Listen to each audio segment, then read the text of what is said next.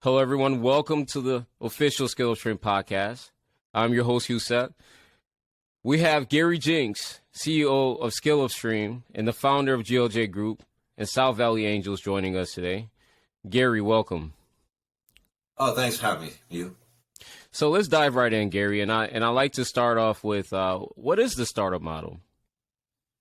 Oh, that's a good place to start. Okay. So when we talk about the startup model, if you look at it, how it's defined in the book Lean Startup, a startup is a human institution designed to deliver a new product or service under conditions of extreme uncertainty. That's the definition, as they say in Lean Startup. Now, really, when we say startup model, what we're talking about today is a entrepreneur wants to start, create an idea. He's going to get private investment. He's going to have explosive growth, and in most cases, he's likely to get acquired. In a small percentage of cases, he might go IPO. Now, that's kind of graying a little bit the way corporates are stepping into it these days. But generally, that's what we're talking about. So a lot of times people think of entrepreneurs and startups as one of the same.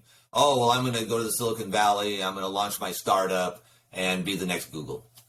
So that's what we're talking about. But fundamentally, private investment, rapid growth, and acquisition in most cases. Probably 95% of the time in acquisition. Okay. Well, before addressing the startup model 3.0, please give us a synopsis on the startup models 1.0 and 2.0 specifically. Sure, we can do that. So I coined this term back in 2016 as I was working with different incubators and accelerators around the globe. And we were all doing the same thing, and that's what we call Startup 1.0. And Startup 1.0 started really in the Silicon Valley. And everybody knows about that. You know, that was the crazy people there in the Valley, the Steve Jobs, the Mark Andreessens and those folks launching everything that's all become famous and everything. So that model's been with us since the 70s in that mold. Now, what makes it unique, or what it is that it's very investor driven. It's very exclusive. You have to be accepted. You don't just walk in and start it. So here, for example, in the Silicon Valley, you'd stand on Sand Hill Road with your sign and say, "I'm amazing, pick me." It's not quite like that, but that's where all the investors are. So you're going to hang out on Sand Hill Road and get selected. All right. Now, the downside to that a little bit is that it's exclusive. You can't just go tomorrow and say, "Hey, I want to get funding." You can't just go to the bank and meet certain requirements and so forth. It's a very different environment. Now, Startup 2.0 really operates in the same manner as 1.0, but what they did is they went online. They globalized and became mainstream. So online, that's when you got things like AngelList, EquityNet, Gust, Kickstarters, all these various different entrepreneur-based things went online and became available to everyone. The other, on the globalization side, is countries and organizations from around the world all came to the Silicon Valley. And they came and said, "Oh, well, I know how to do it." So then they all went back home and built incubators and accelerators and corporate innovation centers and whatever they wanted to call them. But they built the same thing they saw here, the Y Combinators, the 500 startups, the plug and plays. They came here and they copied that. So, in fact, the very first international contract we did was to open Inspire You for Saudi Telecom in Riyadh, Saudi Arabia. And so we launched Inspire You for them started in 2016. We worked with them 2016 through 2018, and we launched 21 startups in 18 months from Riyadh. And 2 of them were actually female companies. So anyway, so they came, they copied, and then we went and helped them fix them. Now, so that was 2.0. And both of these are still going to exist. They're not going to go away. All the online services will still be there. Right. The Silicon Valley will still be there. But the Startup 1.0 really only works in places that have a very sophisticated ecosystems. Places like maybe Dubai, if you're going international. France has some. Germany's got some pretty good. But normally you're looking at places like the Silicon Valley, New York, Austin, Texas, Chicago, Seattle. They have well-established ecosystems, and the Startup 1.0 works very well there. It doesn't work as well in other places because they don't have that well-established, well-oiled ecosystem. Okay. So that's 1.0 and 2.0. Went from a Silicon Valley model, which went around, to online and available to everybody. So then what would you say some pros and cons of 1.0 and 2.0 are? Well, the biggest pro of 1.0 is it's proven. It funds gazillions of dollars, billions of dollars, every year of funding into startups. It's launched some of the largest startups in the world. So that model's not going anywhere. That's one of the pros. It's established. If you know how to play the game and you got the right Rolodex or smartphone, as they would say, then the model works. But if you're an entrepreneur, it's not very entrepreneur friendly. It's very difficult for you to have control over your destiny. You're held hostage of saying, well, either do it on your own and find your own list of investors, or you go to an incubator and accelerator, which is a part of what happened in 2.0. You got more incubators, more accelerators, more places to go. It's no longer was just Y Combinator, plug and play, 500 startups, boot up ventures. Now they're everywhere. They're all over. Every small town has their co-workplace / incubators, accelerators, so forth and so on. So that model's everywhere. And so I actually believe that incubators and accelerators will replace universities for most entrepreneurs. They don't last in college too long anyway. They're entrepreneurs. They're going to go out and do what they want to do. And I believe those will be replaced by incubators and accelerators. They've got the infrastructure, everything's in place. You can actually follow a format. So you either do it through that model or you do it on your own. That's two ways to get started down that. So those models aren't changing, and they're going to exist, and I think that they're in place. But Startup 3.0 takes that model and changes it quite a bit. Okay, so now I guess the reasonable question would then be, what is the startup model 3.0? Sure. So Startup 3.0 really is, on one hand, it's similar to 1.0 in the fact that it creates deal flow and it works with private investment. It's expected to have explosive growth, and you're going to get acquired. Only in Startup 3.0, it's more focused on the getting acquired part, not the unicorns. It's focused on moving it. And I'll go into more detail, but it has really four main parts to it. One is that it puts entrepreneurs in control, and entrepreneurs can control it. You can go to Startup 3.0. You as an entrepreneur could go to a place such as an incubator accelerator and say, I want to start your program tomorrow. And they go, great, here you go. And you would start. You don't have to apply and then get accepted and then get weeded down to the 7 that they're actually going to take into the program. Right. So one, it moves the control to entrepreneurs and corporate, and the investors purely become an enabler. So the investors are no longer swipe left, swipe right, like it, don't like it. I think I can make money off this. You're actually, the entrepreneurs are working, and we're working with corporate simultaneously, so that we can be building what the corporates want to buy, which is precision innovation. So it has a focus. Now, that doesn't mean that you can't still create something unique that nobody even knows they need yet, and that will still exist in the environment. But it allows us to have a different approach to be able to have more precision, and it has a different way that it's done. So that's part of it. So the second part is more organized development and increased angel investing in early stages. And the next one is really to work with highly engaged ecosystems. Not like a Facebook where everybody's kind of equal and scattered, but everybody's organized in a sub-organization, such as in France, we work with our partners Innovo, who are actually out of Boston, but they funnel everything to the country of France, the incubators, and government representatives of France. Right. So we don't work directly with them, but everybody that comes out of there, the subject matter experts come out of there, they're all vetted, and they all come out of a resource there. So that's another part of it. And then finally, the last and probably the most important part, like we said earlier, is you only go to, most entrepreneurs only go to college for 2 years. Well, by not going to college, you miss out on some of the other things that go along with business skills and knowledge and education that you need to have to also be that should go along with that.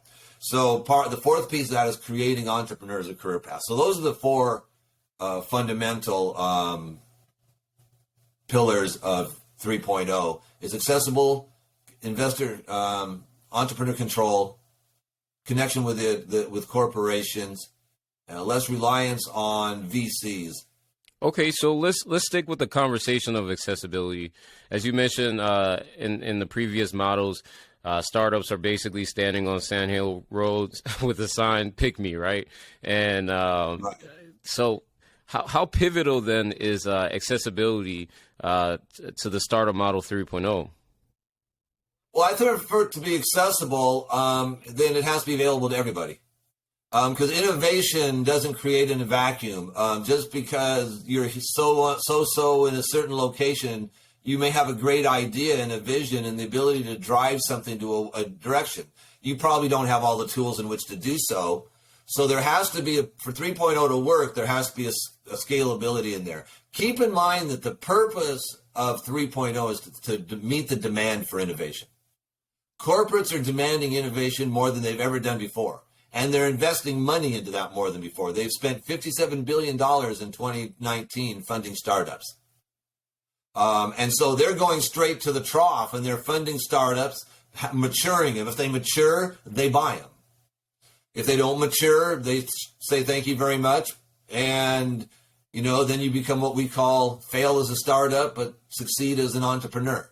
And that's where the career path piece comes in 3.0. There also has to be a place for you to go out and say, okay, well, that didn't work, but I'm still do this, I've got skill sets and I need to be part of a startup. You should be able to go find that kind of a startup.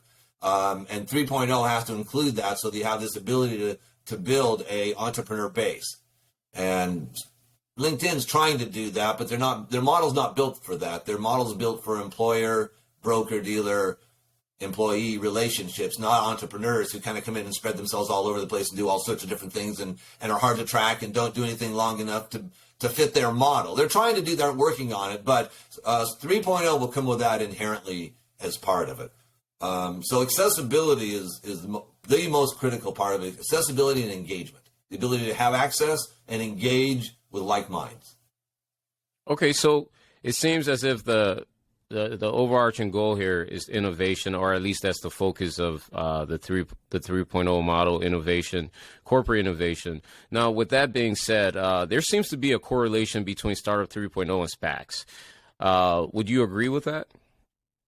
Yeah, absolutely. So if the 3.0 model works right, which is a heavier involvement in early stage funding, which is more through angel investors, then angel investors can get more engaged in that environment. And if they're being monitored by corporates, and corporates come in and do challenges and things, such that, which is what they do and how they do it, hackathons, we used to do them in the Silicon Valley. Companies from around the world would come to the Silicon Valley and we'd host them for a week.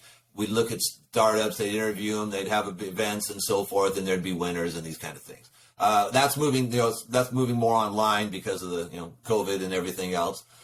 So anyway, what you're going to look at there is if we can make that connection directly from angel investors that can finish the MVP, finish proving out the product or just proving out the technology and the ability to do what it's supposed to do, then when the corporations come in, if you line them, there may not be a need for VCs. Corporates may come in, look at these and decide to spin them out as a company or do what they're going to do through a SPAC and just take them straight to IPO.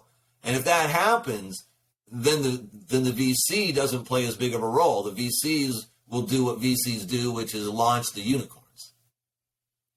Okay. So, and now we'll get Startup 3.0, which is geared about precision innovation, which is building the innovation that wants to get acquired, the companies are looking for. It's not necessarily geared on building the unicorn. Will some of those come out of 3.0? Well, absolutely. I mean, yeah. But it's not focused in driving everything to a unicorn. That once it becomes identified as a unicorn, it's going to take on a life of its own. And that's a longer ROI, bigger ROI. There's more engaged that goes along with that. We're looking at the 95% that get acquired, go through a process that may or may not even ever become unicorn level VC fundable, but they could still become an $80 million company and within a 3 to 5 year period, return a nice return on investment to the early investors. So we believe 3.0 really takes it to the next level where it's more of a process. The problems, though, that you run in doing that is, it's not the problems people think of. It's not today's problems where, we have to have better startups. We have to train startups better. We have to teach them better. We have to connect people better. Mm-hmm. We have to do all these kinds of things. Those are today's problems, and there's a lot of people working on that. That's the purpose behind incubators and accelerators. Right. You can go to an incubator accelerator anyway and get into an ecosystem. Yeah. And be connected, and they'll do their thing and so forth and so on. Those really aren't the problems we're solving. the problems we're trying to solve with 3.0 is really global, global collaboration and execution from idea to commercialization. And that's where the accessibility, everybody has to be able to get involved in order for that to happen. We need to be able to leverage cloud and AI, efficiency and effectiveness with one-on-one engagement. Real innovation and real ideas and real things that get funded by investors don't just happening by swipe left, swipe right. Investors still like to look eye to eye. They want to shake hands. Right. They want to get to know who they're investing in. And so that has to happen, but it has to happen in a manner that's scalable to meet the demand of corporate. It can't just be 20 companies a month. It has to meet the demand of what corporate wants to do, and there has to be a method for corporate of which to do that and do that. And then, of course, the final piece of that is you have to be able to establish that entrepreneur career path, training, planning, recruiting, that ability for all these startups that are being built to find resources that understand how to work in a startup model, which means you're not going to get paid. All startups are hiring. They're just, most aren't paying. So, you know what the difference is between a pizza and a startup, right? Oh yeah, I'm aware of that one now. But yeah. A pizza will feed a family of 4. You're right. So, as a startup, when you're trying to build your team, you won't have the resources to pay it. But if you have resources to entrepreneurs that want to do what you want to do in the space you want to do, can immediately bring experience and understand the startup model already, that would rapidly allow you to spool up in a much quicker environment. Okay, so those are the real problems that have to be solved. Okay, and I want to raise another one actually. As we were discussing earlier with the unicorns and huge ROIs, but there's a thing with that, and with the startup model 1.0 and 2.0, there's typically a 10-year process from inception till an exit and return on investments happen. So these models also come with a ton of uncertainties and failures along the way. How does the startup model 3.0 solve these issues? Well, it does in a couple manners. One is the startup's primary purpose in life is to prove out, demonstrate that they have the right product at the right price, let's say, if they're a business. Now, they could also be a tech, and their purpose in life is to just demo that the tech is valid. It's a TRL 6. It's ready to go into users' hands. And then the corporates come in, buy that. So why would the corporates wait until the company may or may not get successful and then buy it from a VC for $500 million when they could buy it from this entrepreneur right now in 2.5 to 3 years for $40 million, and then work with the entrepreneur for 2 years to transition it into the corporation? Now the corporation's got the horsepower, it's got the logistics, it's got the supply chains, it's got the resources to truly launch this idea, where the startup may or may not ever be able to get there, but the idea is great.